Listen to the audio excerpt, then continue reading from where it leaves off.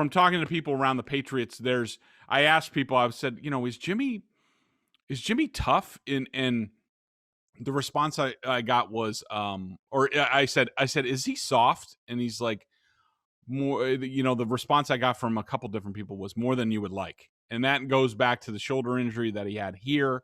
A high ankle sprain. I was talking to some people around the NFL. When he had that, I was like, how do you sit out for 2 weeks with a high ankle sprain when you're a quarterback? Like, I understand high ankle sprains are tough, if you're a defensive back or receiver or running back, but you're a quarterback. Like, you just adjust. Like, you're hurt. You're like, okay, well, I can't do these things, but I still have a right arm and I still have my mind. Like, there's no way that Tom Brady sits out 2 games with a high ankle sprain.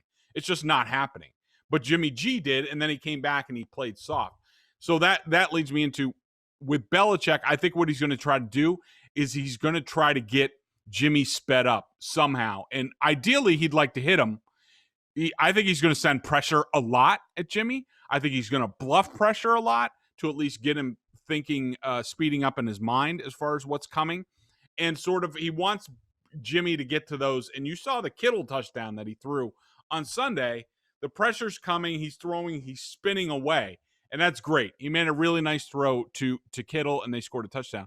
But I could tell you the Patriots are going to have pressure, that sort of inside pressure, and then in the back, they're going to have coverage because Jimmy throws that pass a lot. And I can tell you the Patriots are going to have a robber coverage, and they are going to pick off one of those passes, at least one of them, on Sunday, and maybe run it back. And I think that's get pressure on Jimmy, get him sped up, just get him outside of his element, and he has a tough time. He's really good with, all right, we're running the ball really well, which I think is going to be a big problem for the Patriots in this game, stopping the 49ers run. And I feel good with protection, and I'm in my element, and I'm calm, cool, and collected. Right. That's when Jimmy's at his best. Yeah. But you get him sped up, he could be all over the map. Yeah. I mean, you go back to the Super Bowl, right? And Yep.